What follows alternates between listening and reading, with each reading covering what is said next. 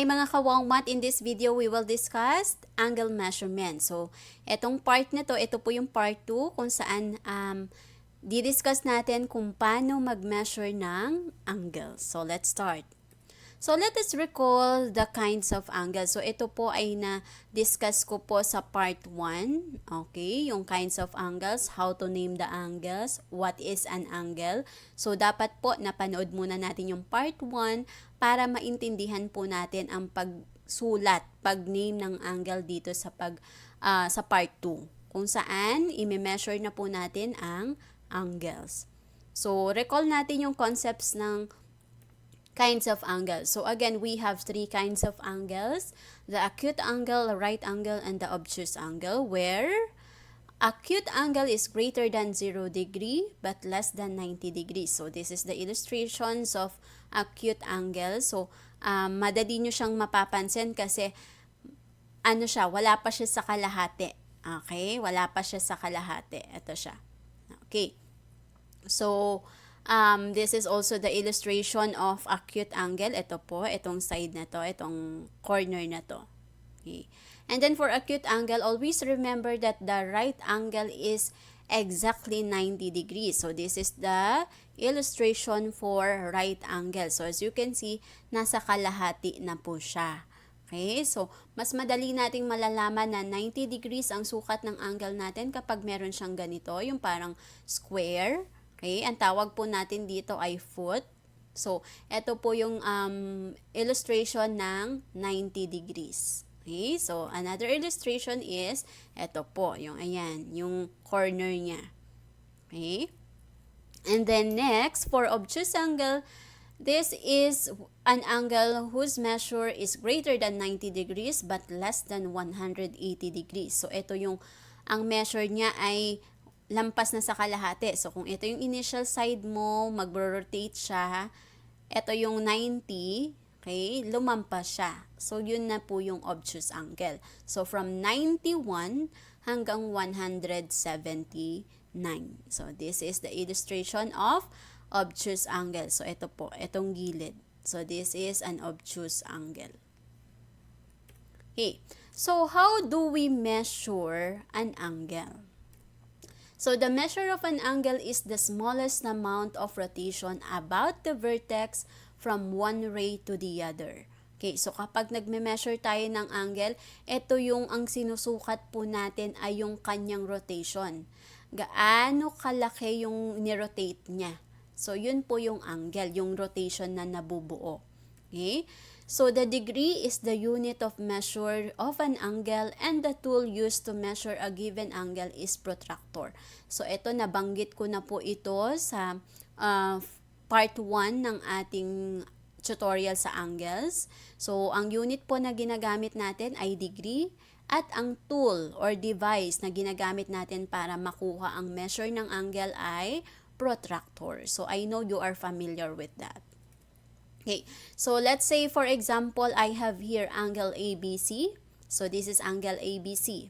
Okay, so let's say this angle measures 40 degrees. Okay, so ito pong angle na to, ang measure niya is 40 degrees. Okay, paano natin siya isusulat? Paano natin isusulat yung measure ng angle? Okay, so the measure of angle ABC is 40. Paano natin siya isusulat? It can be written as the measure of angle ABC is equal to 40 or angle ABC is equal to 40 degrees. As you can see, bakit dito wala siyang symbol ng degree? Bakit dito wala? Ay, meron. Okay. So, kapag gumamit na po tayo ng small letter m dito sa unahan, it replaces the symbol for degree. So, hindi mo na kailangan lagyan ng degree na symbol. Pero kung wala naman, wala siyang m dito or yung measure,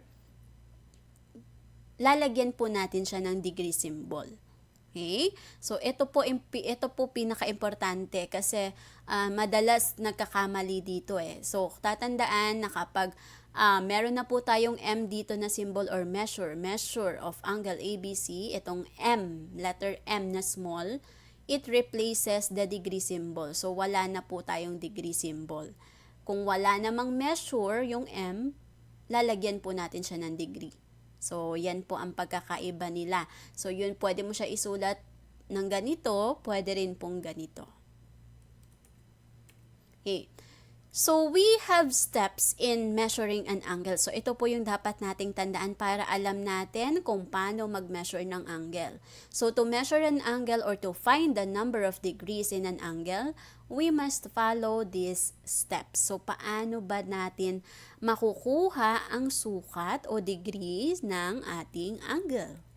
So, step 1, place the center of the protractor at the vertex of the angle. Make sure na yung protractor mo, yung gitna ng protractor mo, ay nakatapat doon sa vertex ng angle mo.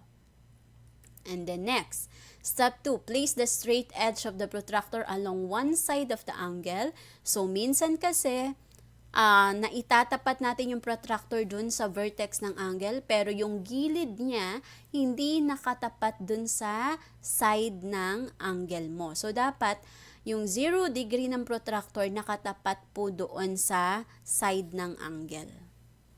And then step 3, the other side of the angle needs to cross the numbered part of the protractor. So kapag kinukuha natin, nakatapat na yung nakalagay na yung protractor mo sa vertex ng angle, na-align mo na yung side ng angle mo doon sa 0 degree ng protractor. Ang susunod na gagawin is tingnan mo na yung rotation ng angle. So, yung isang side ng angle mo, tingnan mo kung saan siya tumapat doon sa scale, doon na makikita natin doon sa protractor. Okay? And then, step 4, the size of the angle can be read off the scale.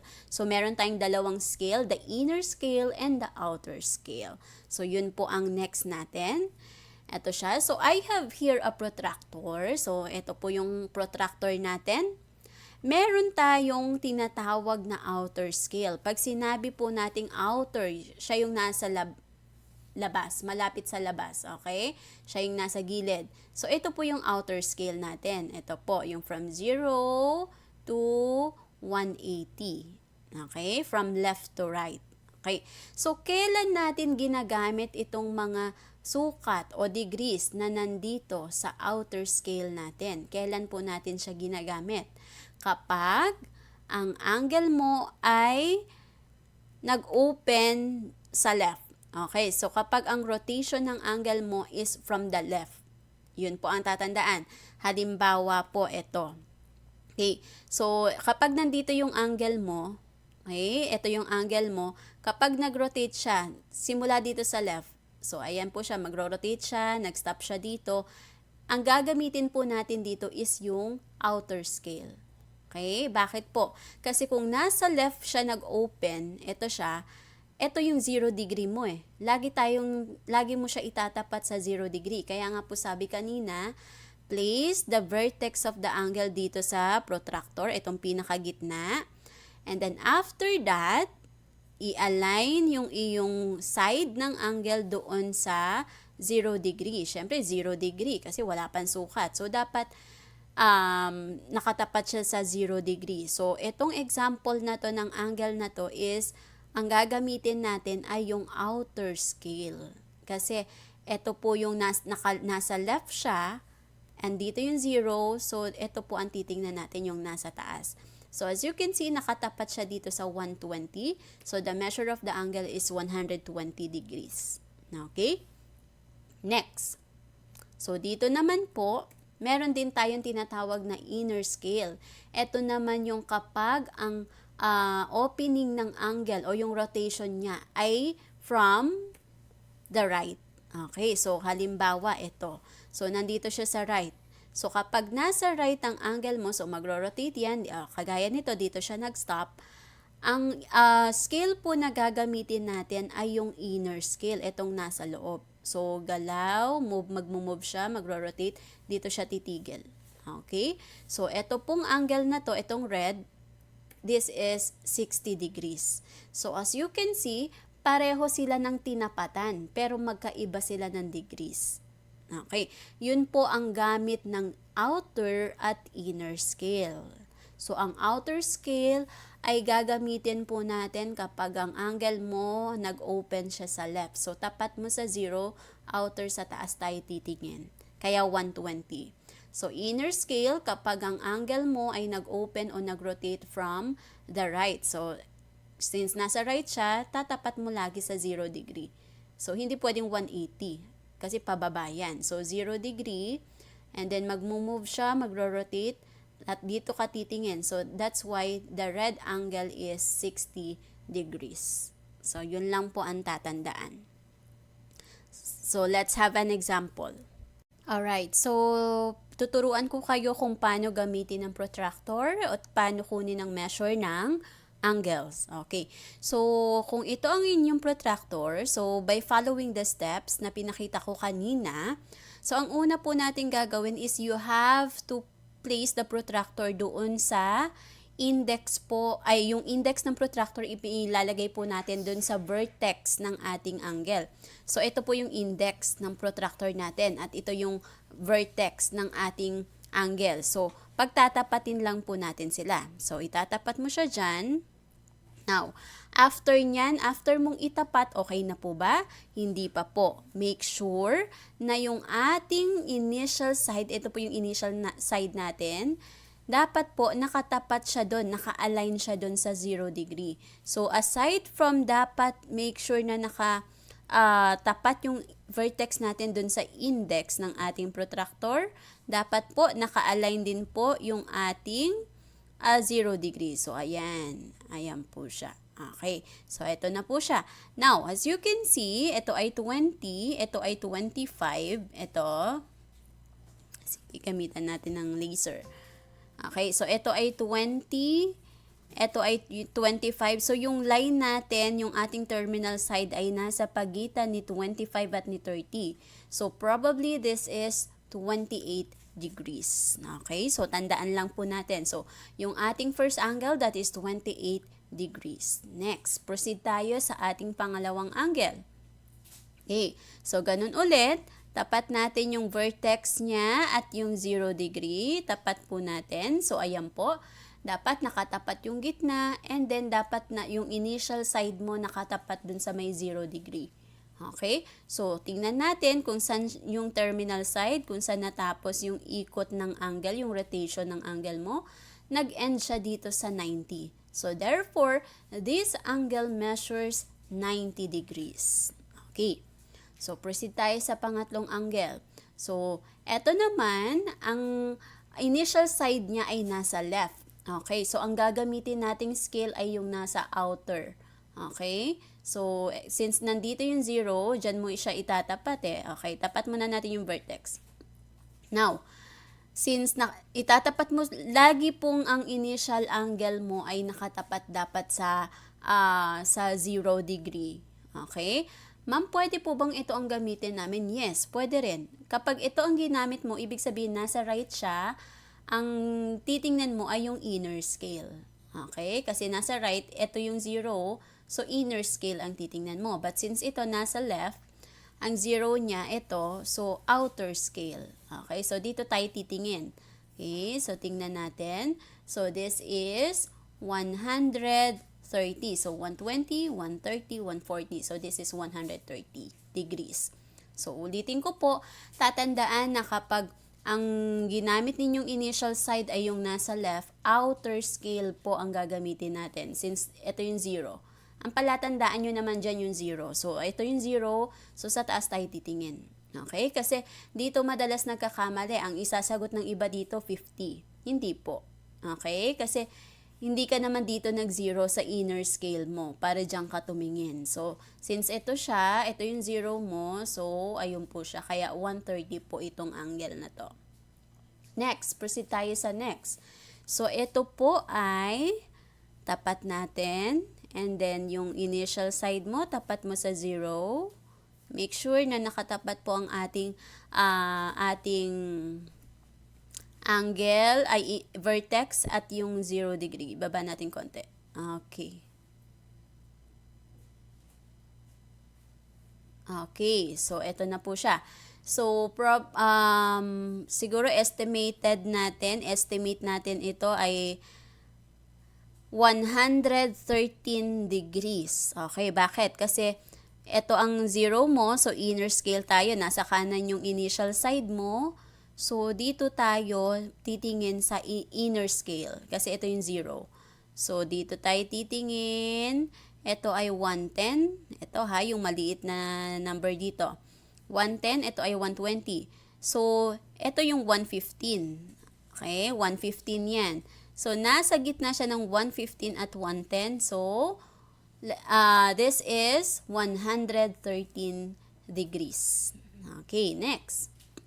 Let's have our last angle. So, again, tapat natin yung ating vertex. And then, since nandito po ang initial side natin. Oh, wait. Ayan. Since nandito po ang ating initial side. Ayun, hindi ko siya ayan, yan. Okay, so since nandito po ang ating initial side, ito yung zero mo. So dito tayo, outer scale tayo, nasa left siya eh. Okay, so dito tayo. So as you can see, 10, hindi siya umabot dito sa guhit na to. Okay, hindi siya umabot dun sa pang 15. So siguro ang estimate natin dito is 14 degrees. Okay? So, ang pagsukat naman ng angle, kapag ganyan, tinatanggap na namin yung malapit. Okay? So, kapag ganito, basta wag naman masyadong malayo ang pagsukat natin. Okay? So, tatandaan po yung inner at outer scale na gagamitin po sa pagsukat ng angle. Okay, so based dun sa ating ginawang pag-measure ng angles kanina, ito po yung mga nakuha natin, 28 degrees, 90 degrees, angle GHI is 130 degrees, angle SIT is equal to 113 degrees, and angle SUN is equal to 14 degrees. Now, so from these angles, let us identify the kinds of angles. So, ano-ano ba yung kinds of angles? So, pag acute, greater than 0 but less than 90. So, from 1 to 89. Okay? Pag right, it is exactly 90 degrees. At kapag obtuse, it is greater than 90 but less than 180 degrees. So, from 91 to 179. So, let us identify the kinds of angle based dito sa nakuha nating measures ng angles kanina. Okay, so 28 degrees, this is acute angle. This is right angle. This is obtuse angle. This one is also an obtuse angle. And 14 degrees, this is acute angle. Now, what if given yung measure ng angle, so ang gagawin naman natin is kayo ang mag-form ng angle or kayo ang mag-illustrate ng angle. So, paano natin siya gagawin? So, unang-una, make sure na naka-ready yung iyong initial side. Okay? So, pwedeng dito sa right, pwedeng dito sa left. So, kahit saan pwede. Basta tatandaan na kapag sa left, ang gagamitin mong scale ay yung nasa outer scale. Ito, yung nandito. Kasi since nasa left siya, ibig sabihin, itong 0. Dito, itong nasa taas, outer scale ang gagamitin mo. Okay? So, ang measure nito is 50 degrees. So, paano ba natin siya gagawin? Ganun ulit, tapat mo si index dun sa vertex. Okay?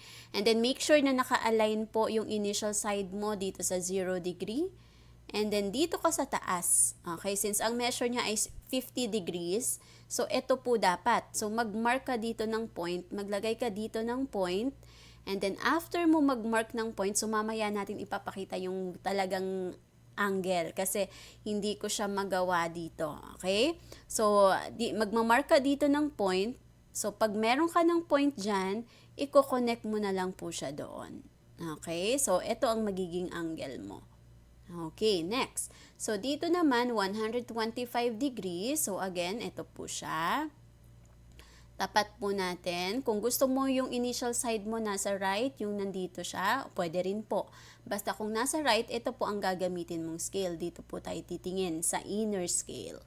So, dito we have 125 degrees. Tapat natin ito. Make sure na naka-align po ang ating index. Ayan. I mean yung initial side. Okay? So, ayan po. So, ang sukat natin dito is 125 degrees. So, dito po tayo sa may 0. Outer scale po ang gagamitin natin. So, 125 degrees. Ito po siya. In between 120 and 130 degrees. Kasi by 5 po itong ating scale eh. Okay? So, 125, mag-mark ka dito ng point. After mo mag-mark dito sa tapat ng 125, i-connect mo na siya ngayon dito. Okay. Next. So, we have 25 degrees. So, ganun ulit. Align natin yung 0 degrees sa initial side. Okay. So, we have, usog natin konti.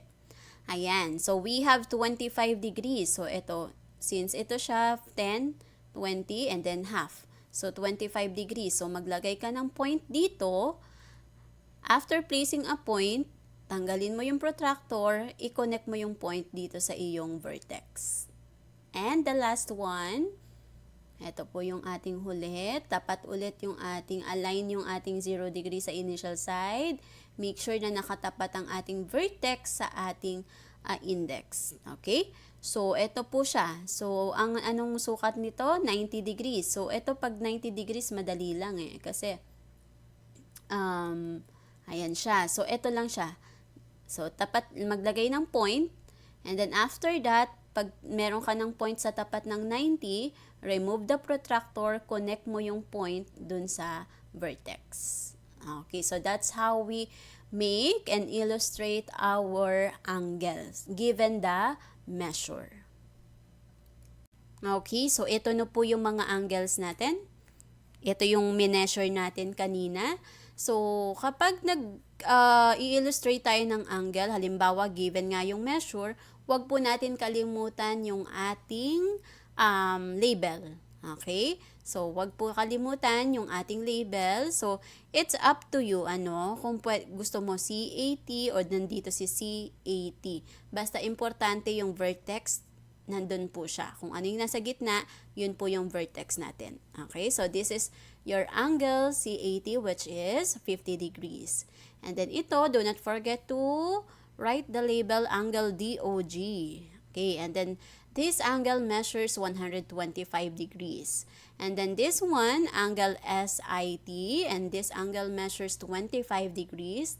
And the last one, this measures 90 degrees. So, angle PIG. Now, if we will be identifying the kinds of angle from the given measures, okay, so this is what kind of angle? This is acute angle kasi 50 degrees. This is obtuse angle. This is acute angle and right angle. So, it's your time to shine. Okay? So, I have here items 1 to 10. So, given this angle, I want you to find the measure of each angle.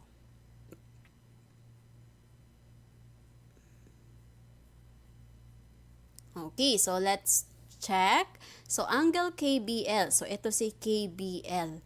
So, kapag ganito, ma'am, paano po ito hindi siya nag-start sa 0 degree?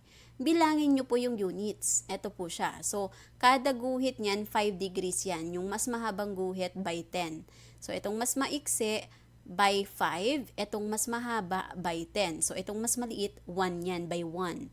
So, by 1, by 5, itong sumunod, by 10 ito. So, angle KBL, 5, 10, 15, 20, 25, 30. So, this angle measures 30 degrees. Next, angle LBR. So, LBR. Okay, so bilangin natin. 10, 20, 30, 40, 50, 60, 70, 80, 90, 100, 110, 120, 125. Okay, kasi kalahati lang to. Okay, so 125 degrees. Next, angle MBQ. So this is your angle MBQ. So let us count 10, 20, 30, 40, 50, 60, 70, 80, 90. So this is 90 degrees. Angle NBO. So NBO. So ito, madali lang. 10. Okay? And then angle KBP. So KBP, we have 10, 20, 30. Pwede mo bilangin kung by 5, 5, 10, kaya lang mas matagal. So by 10s tayo. 10, 20, 30, 40, 50, 60, 70, 80, 90, 100. So this is 100 degrees. Next, angle RBK. So ito po si RBK. So from here up to here. Okay, so 10, 20, 30, 40, 50, 60, 70, 80, 90, 100, 10, 120, 130, 140, 150, okay, 150, tas may 5, so 155 degrees. And then angle OBP, so this is your angle OBP, so 10, 20 degrees.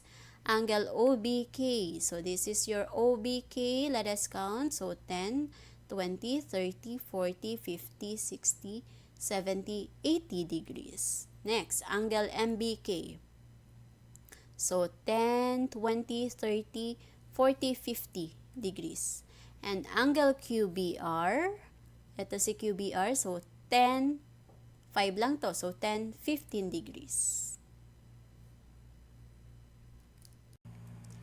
Thank you for watching this video. I hope you learned something. Don't forget to like, subscribe, and hit the notification bell para updated kayo for more video tutorials. This is your guide in learning your math lessons, your Wow Math channel.